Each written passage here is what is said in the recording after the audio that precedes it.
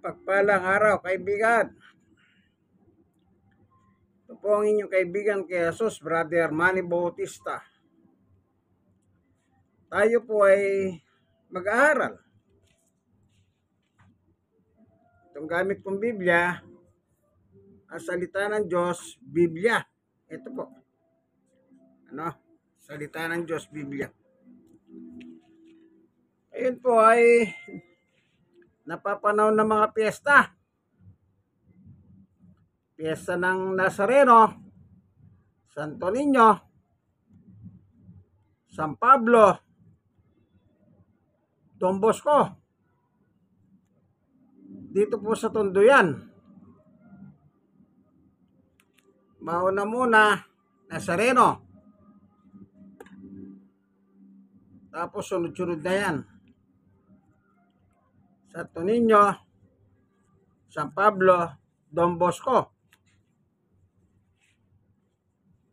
Kaya sabi daw ng mga taga-Tondo, pinakamasaya ang piyesta. Pasko, masaya. Bagong taon, masaya. Mas masaya ang piyesta. Kasi yung piyesta, parang exclusive lang yun. Pag sinabing Tondo, pag sinabing Manila, hindi buong mundo nagse-celebrate. Di gaya ng Pasko, di na gaya ng bagong taon. Kaya gano'n na lang po sinasabi nila dito sa Tondo. Yan daw po pinakamasaya. Nawala na sasaya pa sa piyesta ng Nazareno, Quiapo. Yung taga Quiapo. Yung Santo Niño, Tondo, at saka sa Bisaya, meron din yata doon. Ngayon, ang ating papaksain dito ay yung sinasabi ng Panginoon Diyos. By the way, bago tayo papalaot, tayo muna ay mananalangin. Ayan natin ang Diyos ang gumabay sa bawat isa sa atin upang tayo po'y matuto o makinabang sa katotohanan mula sa Bibliang ang salita ng Diyos, Biblia. Siyang aking gagamitin ngayon.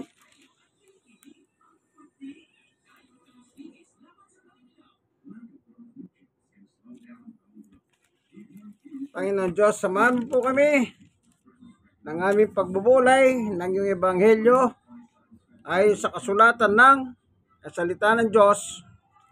Ipaunawa mo sa amin, buksan mo po ang mga puso't isip ng bawat isa. Upang sa ganoon, namin po lubos na maunawa ng iyong mensahe. Salamat po sa ngalan ni Jesus. Amen. Yang Santo Niño o Nazareno, kung inyo po mapapansin, yung Santo o Nazareno, kulay itim. Marami pong kwento dyan. Sabi daw, yung sinasakyan nilang barko galing sa Acapulco, nasunog. Yan, nausukan yung rebulto. Nagawa po sa Acapulco. Kaya naging itim nung dumating dito. Maraming kwento dyan. Sari-saring kwento na. Hindi ko malaman kung alin ang totoo eh. Meron pa nagsabi dyan, nangaraw si Kuya Kim sa telebisyon. Yan daw kahoy na ginamit. Habang tumatagal, nagiging itim. Kaya daw itim. Kita nyo po? Alin kaya totoo doon? Nasunog o talagang itim yung kahoy? Ngayon, ano ba? Ano bang sinasabi ng Diyos?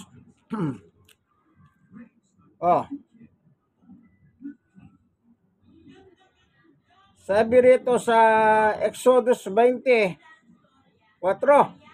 chapter 20, verse 4. Huwag kayong gagawa ng mga Diyos-Diyosan na anyo ng anumang bagay sa langit o sa lupa o sa tubig. Huwag ninyo silang paglilingkuran o sasambahin Dahil ako, ang Panginoon ay yung Diyos na ay ayaw na may sinasamba kayong iba. Ayun. Opo, maliwanag ang nakasulat, ano? Ito sa 4:5. Ayan, binasa natin ha. Ngayon, yung translasyon sa napapanood ko rin po sa TV yan. Ibig pala sabihin ng translasyon, prosesyon o prosesyon sa English. Yung bang nililibot.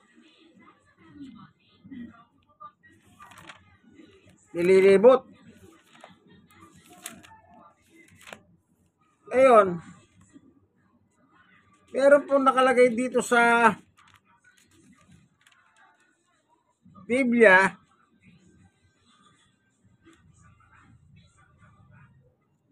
Tignan lang po natin, ano?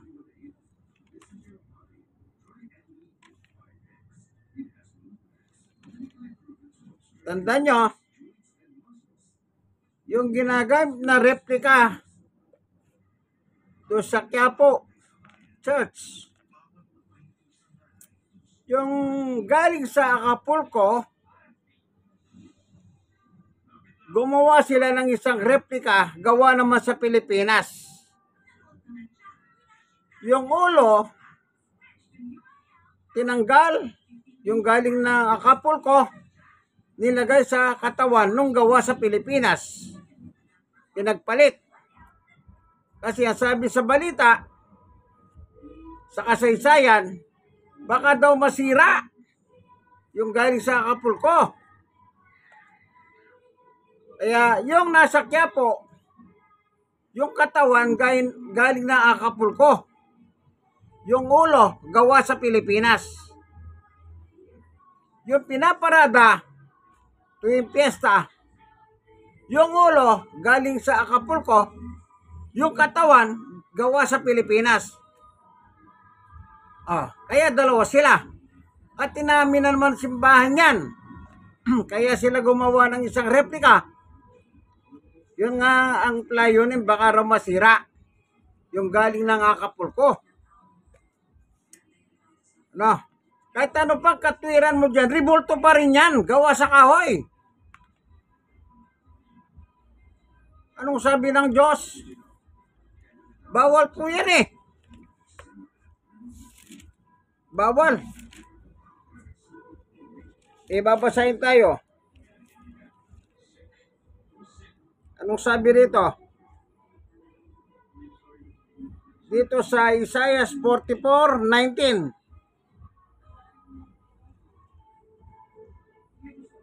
Tingnan natin.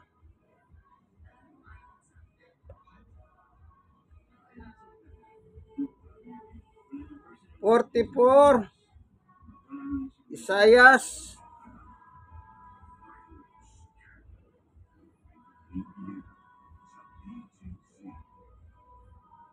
Ito. Simulan natin dito sa 9. Walang kwentang tao ang gumagawa ng mga rebultong Diyos-Diyosan. Rebultong Diyos-Diyosan. Di ba yung galing ng Acapulco, ginawa ng tao yon? Ginawa ng tao. Gawa ng taga Acapulco. Dito, sino gumawa? Di tao rin. Anong sabi? Walang kwentang tao ang gumagawa ng mga rebultong Diyos-Diyosan. Hindi ba rebulto yon? Rebulto. At ang mga rebultong Diyos-Diyosan na labis nilang pinaalagahan ay walang alaga. Sila rin ang makakapagpatunay ang mga iyon ay walang alaga, sapagkat ang mga iyon ay hindi makakakita at walang nalalaman. Kahoy nga po yun eh. Patay na kahoy, kaya nga walang nalalaman. Hindi rin makakakita. Oh, kaya nga, mapapaya ang mga sumasamba sa mga iyon. Sabi nila, hindi naman daw nila sinasamba. Anong ginagawa niyo yan? Nakakahawa sila. Yung iba parang mga tsonggo. Tumatalon. Hindi ba nung nakaraan, isang iyo sinatake? Abang nasa andas, patay siya. Halos taon-taon na lang po, ang dami nasasaktan. May namamatay. Kayong mga nagtatanggol sa ganyang prosesyon, sa tingin nyo ba natutuwa ang Panginoong Yesus sa ginagawa nyo yan? Ano po ang mensahe ng 2025? Translasyon ayon sa balita kanina? Aba nanonood po ako National Diyos. Ang mensahe ay makinig kayo sa Kanya. Kanino po makinig? Kay Jesus. Ang tanong ko lang dito sa inyo, pero ba sinabi si Jesus, gigawa nyo ko na rebulto? At iprosesyon nyo ko? Wala naman po eh. Kahit anong basa mo sa epistola ni Jesus, Mateo, San Marcos, San Lucas, at saka sa Juan, wala kang mababasang ganon kasi doon nakatalayo yung kanyang ministeryo ng 3 taon. Oh. Ano pa? Walang personalan. Oh. Magbasa kasi kayo ng Biblia. Oh. Tuloy natin sa Isaiah 44:10. Ang ngalang taong gumagawa ng mga ribultong hindi naman mapapaginabangan. Oh. Yung kapitbahay po namin, diboto yun. Nasunog. Nasunog yung kanyang mga ribulto. Oh. Sunog ang bahay. Pati yung ribulto, sunog. Oh, meron ba napaginabangan doon? Wala. 50. Kasi, tandaan ninyo, ang lahat na sumasamba sa mga ribulto ay mapapaya. Dahil ang mga yan ay gawa lang ng tao. Siyempre, gawa ng tao yan, ribulto yan eh. Magaling yung mga iskultor. Dito po sa Pilipinas, yung taga Paiti at saka sa Pampanga, magagaling yan. Anong tawag nila dyan? Gumagawa sila ng santo. Kita nyo? Marunong palang gumawa ng santo. Eh bakit? Eh doon ako lang sa Pampanga eh. Kapitbahay namin. O yung iba tinitinda pa, hulugan. Muntik na ako magtinda nun eh. Kasi bata kami no, nag-aaral ako ng high school. Sa may Kaduantete, Makabebe, Pampanga. Yung kapitbahay namin, yan, sculptor sila. Yung isang kapitbahay naman namin, bumibili siya ng balahibo ng aso. Mas maganda, itim na. Bakit saan nila nilalagay yung kulay itim na balahibong aso? Gumagamit sila ng papel diapon. Dinidikit, pagkatapos ginagawang pilik mata. Yung mata naman, saan nila kinukuha yon? Yung pundidong mga fluorescent. Yung kay eskwela ko noon, yan ang hanap buhay nila ngayon. Nakikita ko po, mga punding fluorescent, yun ang mata. Meron silang ulmahan na bakal pinapahilit nila. Pagkatapos gaganyanin nila yung fluorescent, nagkukorting parang kalamay. Ayan ano ba tawag doon? Oblong. Yun ang ginagawang mata. Kaya kung tingnan ninyo, yung mga mata ng mga yan, makinis. Fluorescent po yun. Pinipinturan lang sa loob, pero yung nasa labas, yun yung fluorescent. Fluorescent lamp. Ayan, fluorescent to.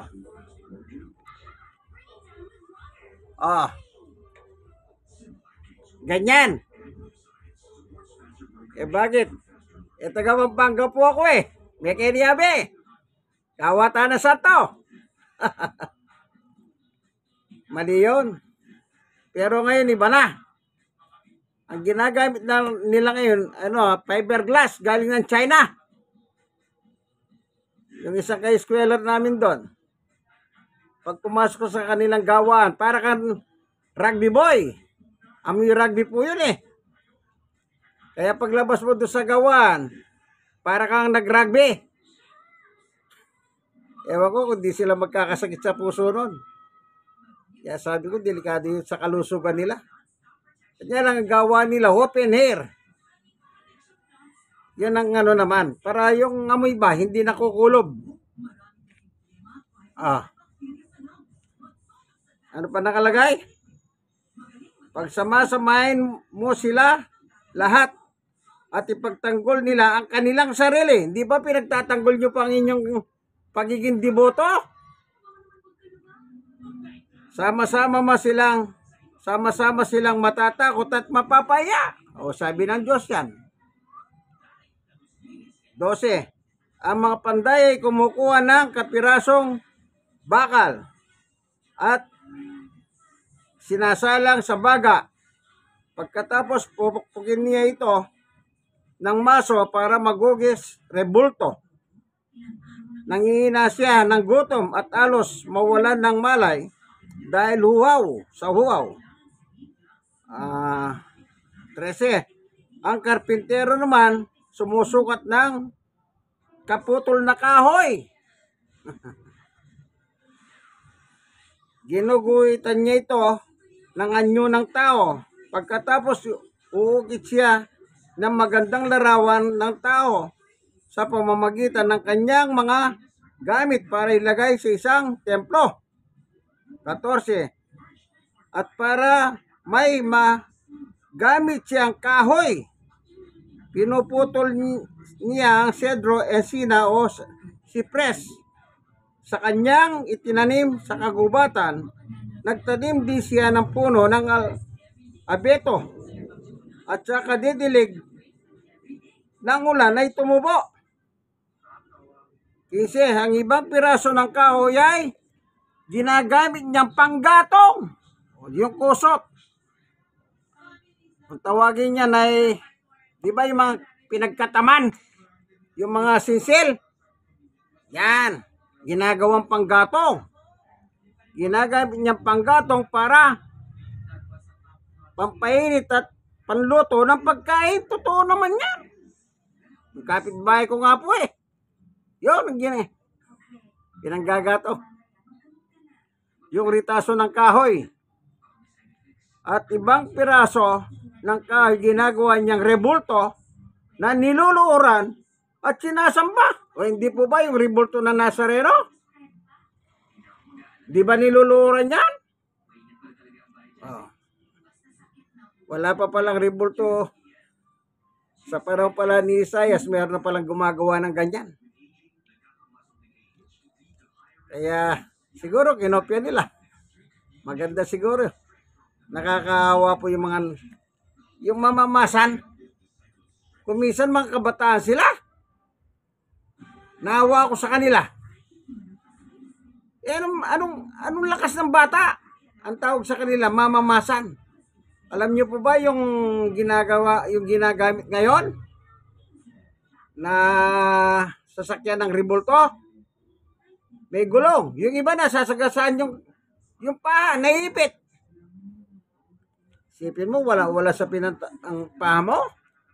Kaya kung meron kang matisod na anumang bagay na matalim doon, masakit. Ayaw naman sila tulungan ng simbahan. Tumutulong ba simbahan sa kanila, financially? Tingin ko hindi. Ang katwiran nila, deboto yan eh. Okay, tuloy tayo. 17. At ang ibang piraso ay ginagawa niyang rebulto. At sa rebultong ito ay nanalangin siya. Hindi po ba dumadalangin kayo sa rebulto ng Nazareno? Huwag niyo sabihin hindi kayo nananalangin. Nakikita kayo sa simbahan Yaban na. Kumisan, kung makapangatwira, nakala mo Hindi raw. Sabi niya, 17:44-17 ng Isaias. At ang ibang piraso ay ginagawa niyang rebulto. At sa rebultong ito, nananalangin siya. Iligtas mo ako dahil ikaw ang aking Diyos. Sabihin niyo hindi Diyos kayo niyan. Ginagawa niyong Diyos. Kaya ang tawag dyan, Diyos-Diyosan. Kung may totoong Diyos, mayroong peke. Yung peke, yung mga rebultong inyong pinapangahalagahan. Kaibigan, panahon na po. Ba't di kayo magbasa ng kasulatan? Total lang. Namimigay naman ng Biblia ang CBCP 18. Hindi alam at hindi nauunawaan ng mga taong ito ang kanilang ginagawa. Tinakpan ng mga mata nila kaya hindi sila makakita. Tinakpan din ng mga isip nila kaya hindi sila makahunawa. 19. Walang nakakaisip na magsabi ang kaputol ng kahoy ay pinanggatong, ay pinangluto ko ng pagkain, pinangiyaw ng karne at aking kinain. Gagawin ko bang kasuklam-suklam na rebulto ang natirang kahoy? Sasambahin ko ba ang isang pirasong kahoy? 20. Ang mga gumagawa nito'y parang kumakain ng abo.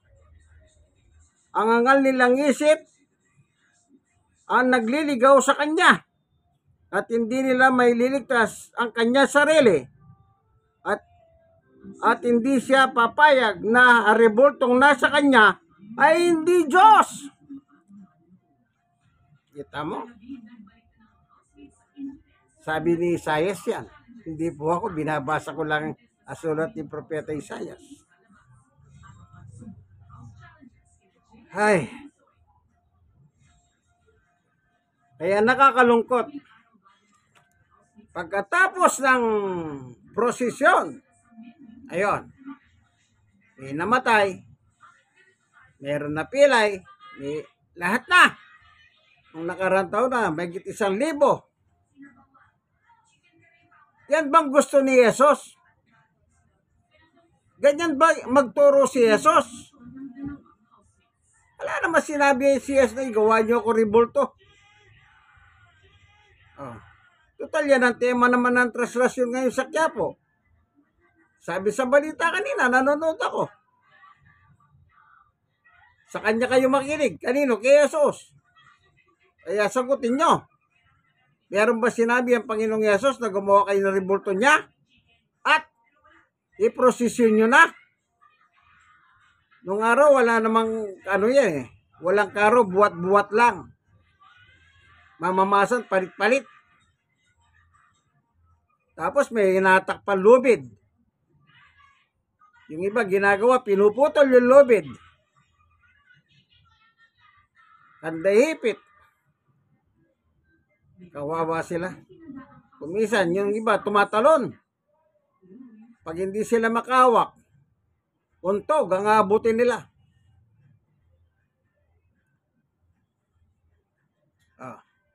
Ano pa? Inahalikan yung pa. Bakit? Sinabi ba ni Jesus, halikan yung pa ako? Punat sa pa. Ang masakit doon. Baka yung unang umalik, may bakterya sa bibig, may sakit pala sa... Tapos ikaw naman na sumunod. Kaya sabi nila, nung nakaraan, nakikita ko may dalang alcohol Dinidiligan ng alcohol, yung pa, yung talampakan. Tapos alikan. Pagkita sa alcohol, pupunasan alikan. Ewan ko ngayon kung ano gagawin nila ngayon. Wala naman sinabi si Jesus Nagawin nyo yan.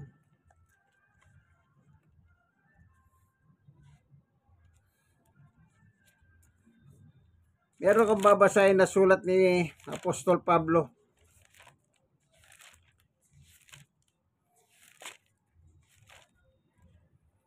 Yang ganyan. Anong tawag nila dyan? Tradisyon. Nagsimula lang yan sa balita o sa YouTube. No 1700, nagsimula ang lastasyon sa Pilipinas. Ngayon, pagtatanungin mo, sabi nila, tradisyon. Sabi mo, 700 lang. Yung sinasabi nilang 600 naman, nang dumating yung Acapulco, gawa sa Acapulco. Basahin natin yung Kolosas. Sabi ni Pablo, apostol sa mga Hentil. Tayong mga Pilipino, Hentil tayo. O makinig tayo pare-pareho. Kolosas 2:8. Ingatan ninyong huwag kayong madaya ng walang kabuluhan at mapagdayang filosofiya. Mga tradisyon lang ito at mga pamamaraan ng mundo at hindi mula kay Kristo. O anong tradisyon? Hindi mula kay Kristo ang tradisyon. Kanino galing? E di sa mga lider na simbahan. Kinokontra nyo pa si Kristo, ha? Baka akala nyo hindi mabigat ng inyong ginagawang yan. Kayo mismo nililigaw ninyo, kapwa ninyo Pilipino. Kung ako ang pari dyan, hindi ko palalabasin na rebulto na yan eh. Para walang masaktan, walang mamatay. Ewan ko. So, maliwanag, ano? Anong tawag nila dyan? Tradisyon. Hindi pala galing kay Jesus ang tradisyon. Anong tawag dyan? Human teaching. Kapag ang ginagawa mo, human teaching, yung turo ng tao, hindi turo ni Jesus yan eh. Yan, lastasyon, prosesyon, sa Tagalog. Ako, salamat sa Diyos, namulat din po ako eh. Bata pa lang ako, mahilig na po ako magprosesyon doon sa amin sa probinsya. May ako pa rebulto. May ako pang kandila. May ako pang yung parang para sibat. Masipag ako no. Kaya siguro sabi ng Diyos, mali yan. Dito kita ilalagay. Magbahagi ka na salita ng Diyos. Yan. Kaya tatandaan nyo po yan. Meron pa tayong babasahin dito. Sulat ni San Marcos. Sabi po rito ng ating Panginoong Jesucristo. Ito Marcos chapter 7, 6. Sinagot sila ni Jesus. Tama-tama sinasabi ni Isaias tungkol sa inyo. Binasa natin libro ni Isaias Sumagot si Jesus. Tama-tama sinabi ni Isaias tungkol sa inyo ng mga pakitang tao. Ayon sa isinulat niya, sinabi ng Diyos na iginagalang ako ng mga taong ito sa mga labi lang nila. Subalit malayo sa akin ang puso nila. 7. Walang kabuluhan ng kanilang pagsamba sa akin dahil ang tinuturo nila ay utos ng tao. Yan ang tradisyon. Human teaching. Tao ba si Jesus?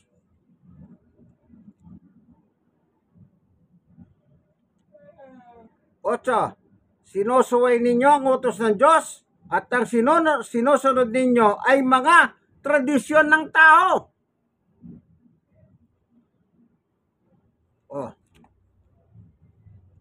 Kapag pala tradisyon na sinusunod mo, sinusuway mo ang turo ng Diyos.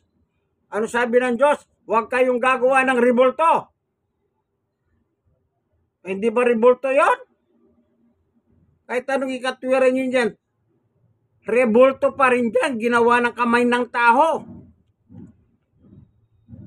Sa Acapulco, yung replica sa Pilipinas naman. Alam nyo, wala tayong paninira ng reliyon dito. Kahit yung Bibliang Katoliko, sa susunod, yun ang gagamitin ko. Kaya dapat po,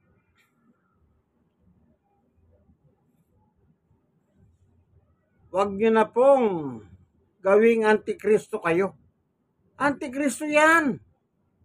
Wala naman sinabi siya gawan nyo siya rebulto, iprosesyon nyo siya. Tapos kayo naman, hindi ba antikristo kayo niyan?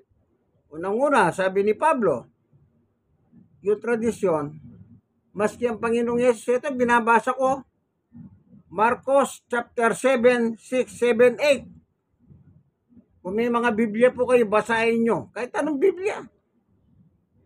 Welcome niya. Maganda ka, magbasa kayo para matuto kayo. Ano pa?